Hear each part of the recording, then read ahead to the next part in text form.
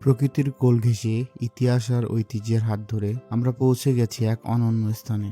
নওগাঁর মান্দা উপজেলার এক শতাব্দীর প্রাচীন স্থাপনা রঘুনাথ জিউ মন্দির। এটি শুধু একটি ধর্মীয় স্থান নয়, এটি অতীতের একটি দলিল যা আমাদের বাংলার স্থাপত্য শৈলী আর সংস্কৃতির কথা বলে। একসময় রঘুনাথ জিউ মন্দিরের চারপাশে বিস্তীর্ণ বিল ছিল। কথিত আছে, একদিন মান্দার বিলে স্নান করতে গিয়েছিল এক দরিদ্র অন্ধ ব্রাহ্মণ, যিনি ছিলেন পরম রাম ভক্ত। স্নানকালে তিনি রাম, লক্ষ্মণ ও সীতা বিগ্রহ পান এবং সেগুলো কোলে করে নিজের বাড়িতে নিয়ে আসেন। পরে তিনি মন্দির তৈরি করে পূজা অর্চনা শুরু করেন।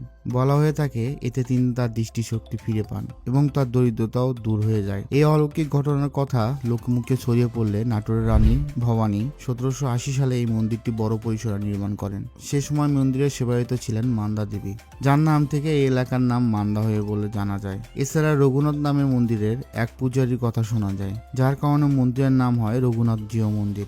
রঘুনাথ জিউ মন্দিরের স্থাপত্য শৈলী দেখলে বোঝা যায় এটি বাংলার নবাবী আমলের টেরাকোটার মন্দির। স্থাপত্যের এক অনন্য নিদর্শন।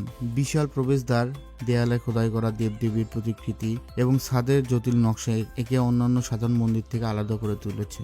প্রতি বছর রামনবমী পূজার সময় বাংলাদেশ ও ভারত বিভিন্ন অঞ্চল থেকে লক্ষাধিক ভক্ত এই মন্দিরে আসেন। কীর্তন, প্রসাদ বিতরণ, পূজা অর্চনা, ভোগ বিতরণ ও মানব সেবার মধ্য দিয়ে মন্দির প্রাঙ্গণে পরিণত হয় ভক্তদের মিলন মেলায়।